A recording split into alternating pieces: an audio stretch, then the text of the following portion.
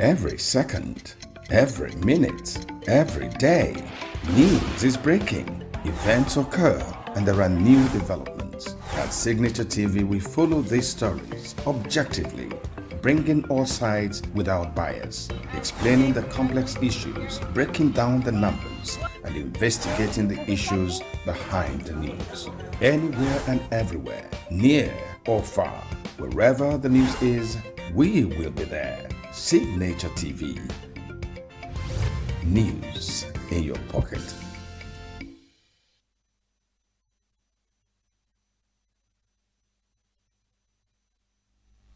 Well, thank you for staying with us. And we're switching gears into the health sector, discussing regular striking of health personnel and healthcare delivery in Nigeria. Our guest is Oge Ikeme, a deputy director of nursing. She's in studio to give us her perspective to the subject matter. Good morning, Oge, and thank you for joining us this morning. Thank you for having You're me. looking radiant, by the way. Thank You even look better in person, Thank you. if I'm permitted to say so. Okay, so let's just dive into the subject matter. Nurses gave out a 21-day ultimatum uh, for a strike action. And quite recently, in fact, I think it was very quickly, let me just scan through today's paper. Today's paper, that is... okay, so basically, okay, great.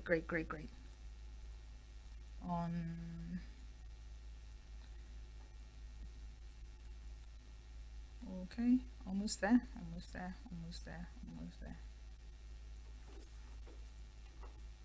Okay, so I've lost it, but today's paper actually said that there's a dialogue ongoing, but there's been a disagreement between the nurses and the federal government, right?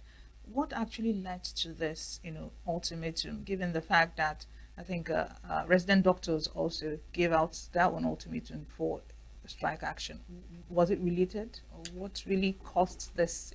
Because usually nurses don't go on strike; they hardly go on strike, except maybe under the auspices of Juhesu. But this is just the nurses going on strike. What actually led to that, action? Thank you for your question. And I would like to say that nurses, on a normal, you don't go on strike. Nursing is a work that has a lot of compassion for patients. Anybody can be a patient. Nobody has that patient proof Exemption. or illness proof Yes. that you can never be ill. Anybody can be ill. And we don't really like going on strike. And for nurses to go on strike, it means that the complaint or the plea has been incessant. We've been asking for it, and nothing is being done. And it's just like pushing someone to the wall. When you keep pushing the person and we don't have any other way or any other thing to do, we just have to down tools. Sure. Because we feel that that's the only way that the federal government will listen to us. The strike, there's a plethora of events that we've already brought to the table to tell the federal government these are the things that we are lacking in the health sector. One is staff welfare. Another one is employment. We are underemployed. We have insufficient staffing. Another one is the salary. Another one is equipment. The world is going global, and it's not what we used in the past years. That is what we are going to use in the current. Things are evolving. So those are the things that we've been telling them. I think we have like 15 different needs that was brought to the federal government. I think they did 2. I think 15 or 11. They did 2. 9 still outstanding. Then recently they brought out a salary structure by the National Salary and Income Wages and all that, and it wasn't favorable to us. And it's just like the scheme is just like nothing has been done. It's just like nothing is being done. So we felt that it's high time we embark on an industrial action. Okay, so let's talk about the last point you just made, because you talked about staff welfare, underemployment, working environment, and of course salaries. And you said that the last scheme that was, brought out didn't quite, salary structure didn't quite over well with what you expected. Now, when you say it wasn't what you expected, my question is as compared to what? As compared to what other salary, schemes? No, it's not compared to anything, but it's compared to the economy. Okay. We are not comparing with anybody. Okay, good. The economy. Okay. Just like you know that a pack of biscuit now is 500 naira. Initially, it was 50 naira. So for you to give your child 50 naira, go and buy a biscuit, it's more like a mockery. A pack of biscuit is 500 naira. So when you now budget with the initial, what it is in the market, it's a mockery. So we are not comparing with anybody. Nurses do shift. We run call duty. They are supposed to be paid in commensurate to what the economy is, and not with any other health sector. Pay us what, like if you're paying somebody, I pay you what can pay for your house rent, what can pay for your transport, what can fuel your car, what can pay for your children's school fees. How much is school fees now? The least school fees you can get in the labor market will be like 100 and something. So we want something that is commensurate with what we are spending. So you don't need to keep begging while you are working. While you're working. All right. You will agree with me that there's been an upward surge in nursing admissions, and you find out that if you follow through, that these young ones, they get into nursing to graduate only to just travel out of the country. I'm driving at the jackpot syndrome. Now, how has this affected your work as a nurse, and do you think it is instrumental to some of the, challenges you're having that actually led to the strike action? I will say that the jackpot syndrome is not really our issue. We have a lot of trained nurses that are unemployed. There are nurses in this country that are still looking for employment within the country.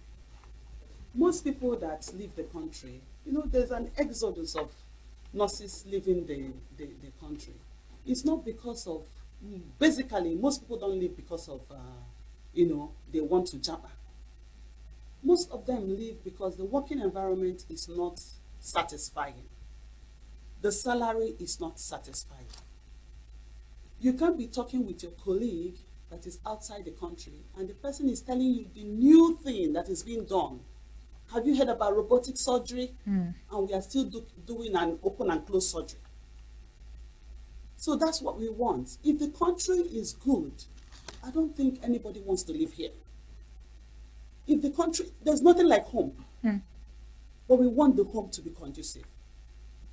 We want the home to be in such a way that you get job satisfaction when you're working.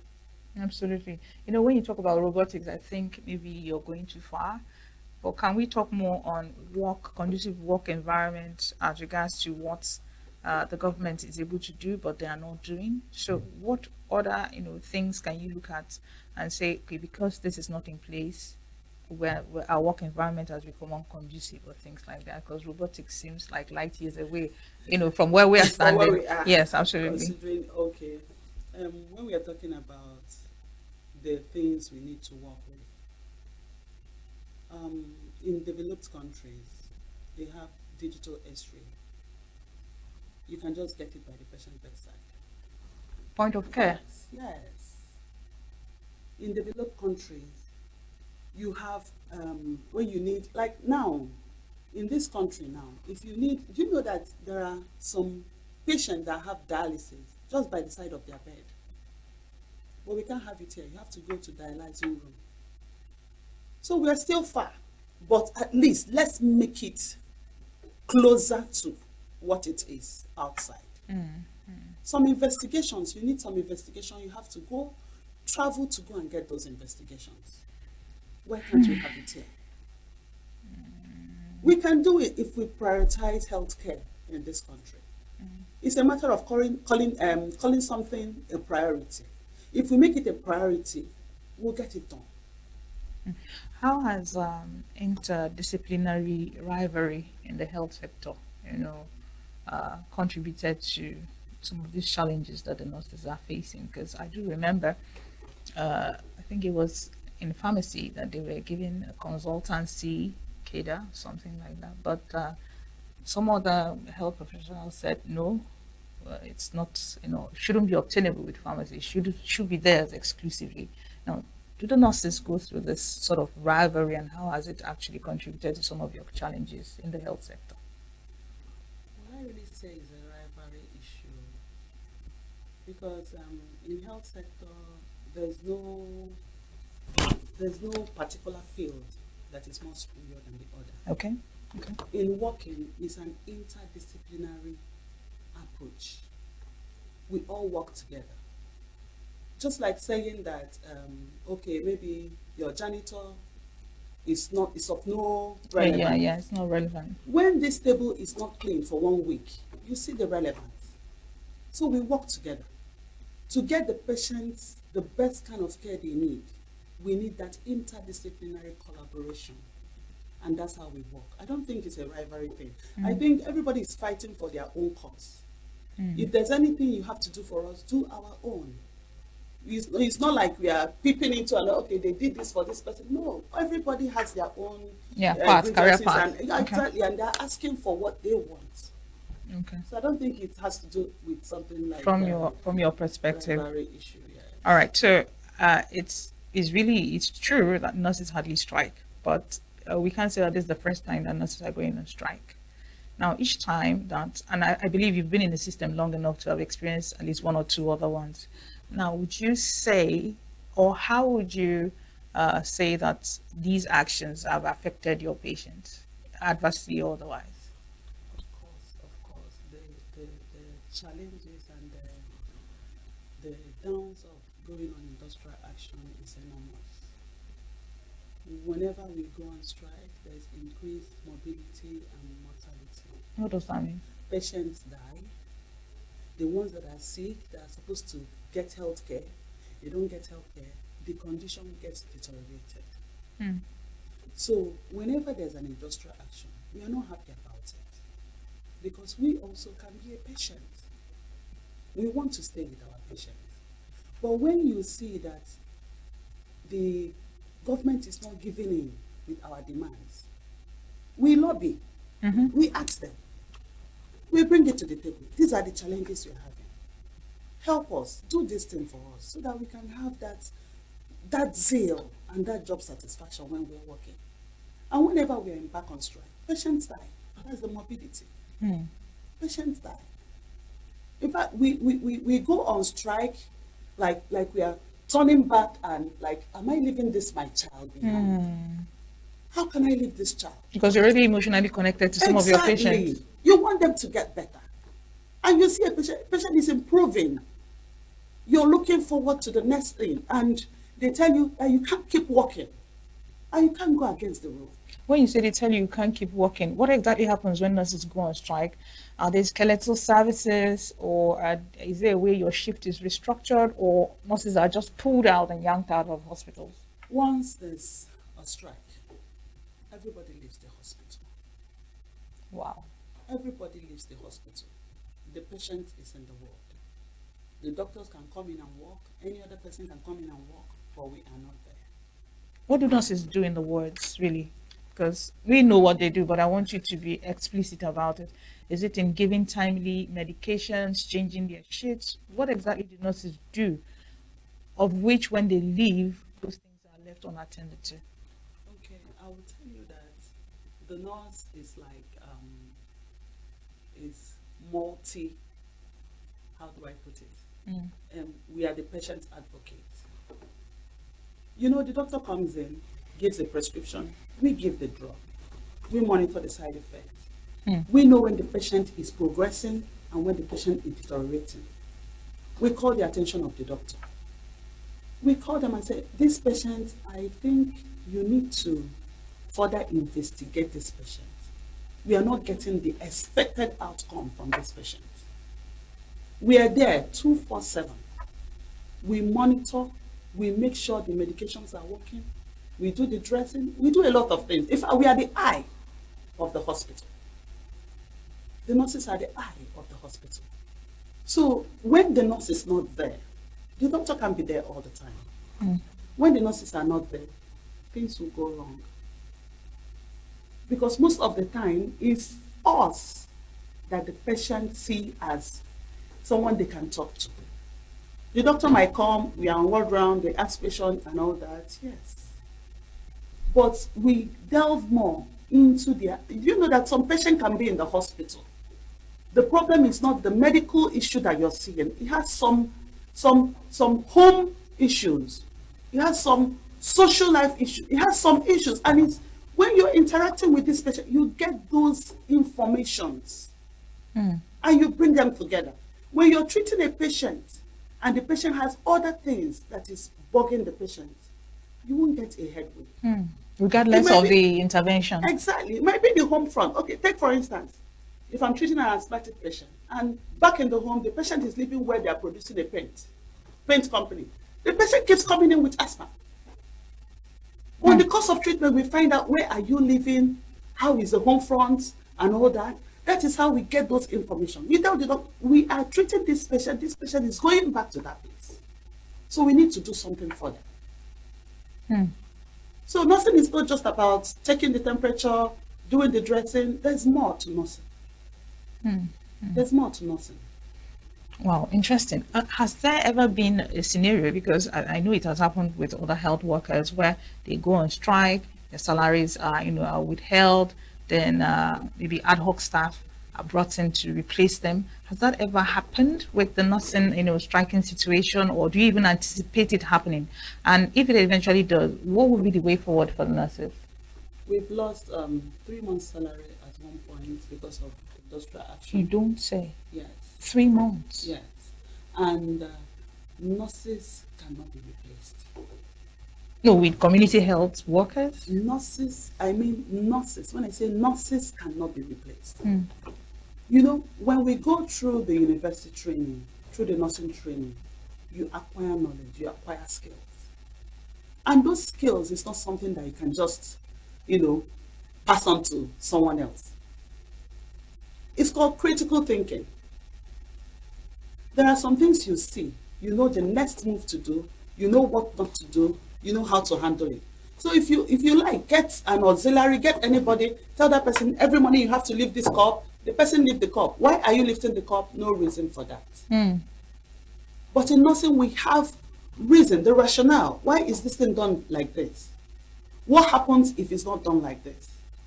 What do you expect? Expected outcome. So all those things are what it entails to be a nurse. So it's not something that you can just get somebody to do. When you do that, they expect mortality. People will die. So I'm thinking in my head, 3 months worth of salaries denied. How were you able, how did the nurses cope with the demoralization? How did you move past it? Is something being done for it to be paid, for the arrears to be paid? What is the situation really? 3 months worth of salaries? Well, when things like this happened, it wasn't rectified. I can't place it now, but I think it wasn't rectified. But the thing is that we fought for what we wanted. And did you eventually we got what we wanted? So it's like you sacrificed, you got what you wanted at the altar of 3 months worth of sacrifice. Exactly. Wow. Exactly. Wow. So moving forward, let's talk about the current, situation with the government, the federal government, and the nurses. This is just coming right after the Super Falcons and their emergence as winners, and then we all saw the lavish appreciation. You think it was what actually sparked off? Because people complained, word on the street. The workers, civil servants who are actually driving the nation, they don't get as much attention from the government. And Super Falcons, they win a tournament for the 10th time, and they are getting all these gifts, national honors, and things like that. You think that was the spark, that ignited this strike action? Because it was the doctors, then the nurses, give their own ultimatum. What do you think? No, I think it has nothing to do with that, because our case has been on the table. It has been a long-standing demand. So it wasn't because these people were given this that we are embarking on strike. No. We have been saying this, we have been saying this. Look at the working condition of nurses. Look at the staffing condition of nurses. We need more nurses, and there are nurses outside. Employ them. Some are retiring. Replace them. So that people that are working will not have a burnout. So that people that are working will not break down. But they felt, I think it's just like a misplaced priority. Maybe the federal government felt maybe healthcare can be, maybe we can have a way around it. But I think the healthcare sector should be pivotal to the progression of every country. If our healthcare is not taken care of, it's just like saying that the country is dying. Yes. A sick person can't work. A sick person can't be productive. If the healthcare is working, a patient comes in, the care that is required is given, the patient has a short stay in the hospital and is discharged, the person is back into the business. It will boost our economy.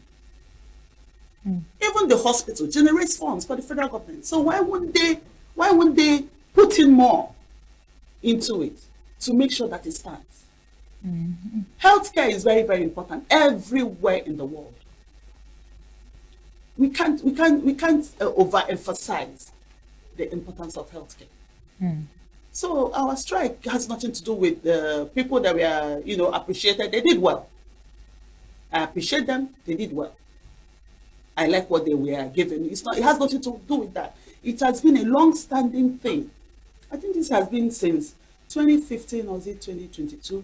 They give us empty promises, we'll do that, we'll do that, we'll do that. At the end of the day, nothing is done. Okay, so while we're waiting or while the nurses are waiting on the government to do right by them, you work in a government hospital. What's the welfare package like for nurses? Maybe to keep them motivated to care for patients while we're waiting for the federal government to do the needful. How can the hospital work without the federal government? It's a chain reaction. The federal government brings, the hospital gives us. The hospital cannot work without directive from the federal government. So that's why I want to let the federal government do the needful. Okay. So usually in the hospital, like we've already established, nurses hardly go on strike, but then doctors do go on strike, and other, allied health professionals do go on strike. And if that happens, they too are yanked out of the system. How do nurses try to cope when, this happens, to care for the patient as much as they can when these other ones are on strike? The thing is like, we can't do without each other. In health sector, every job is streamlined. You have your own job, I have my own job.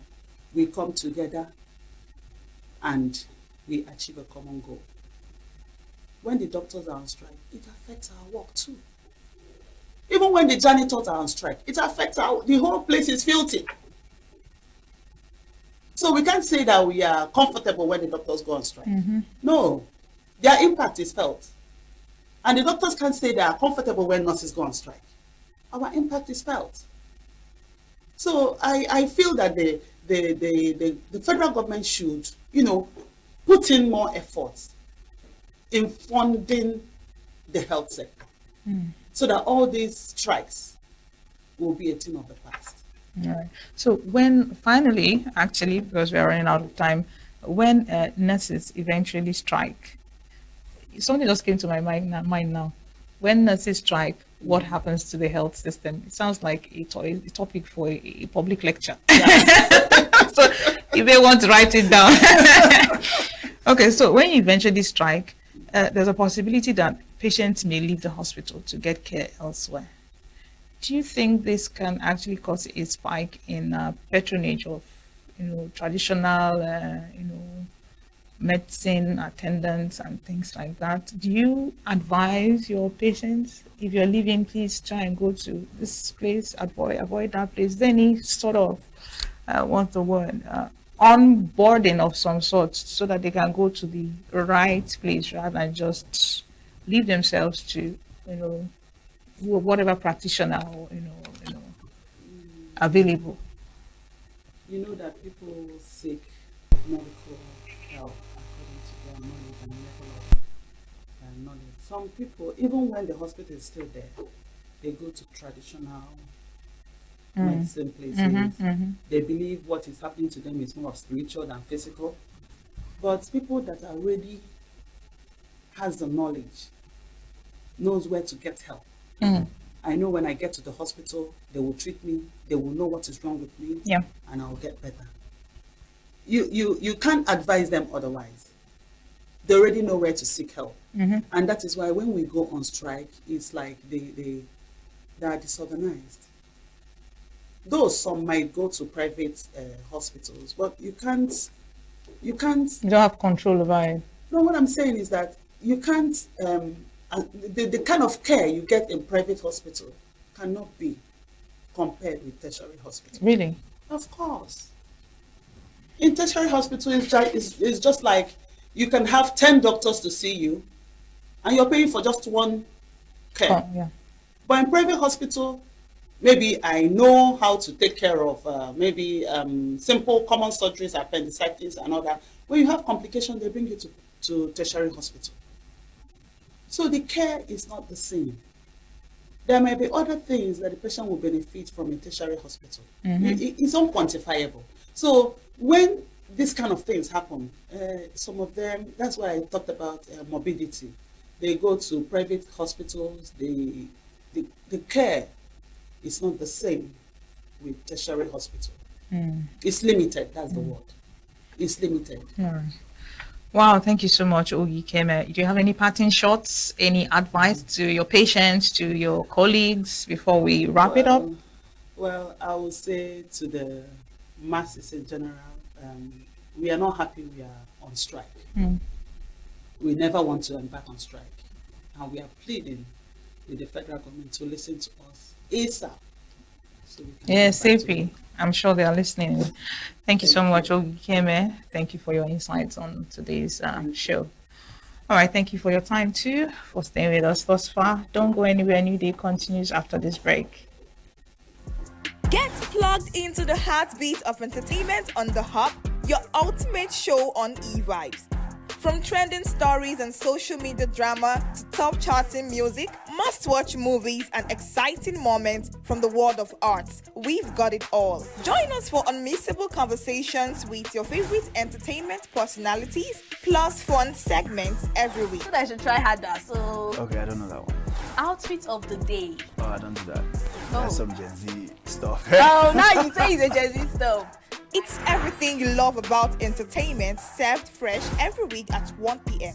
with weekend repeats just in case you missed it. The Hub's on e-vibes, where the vibes never stop. Only on Signature TV.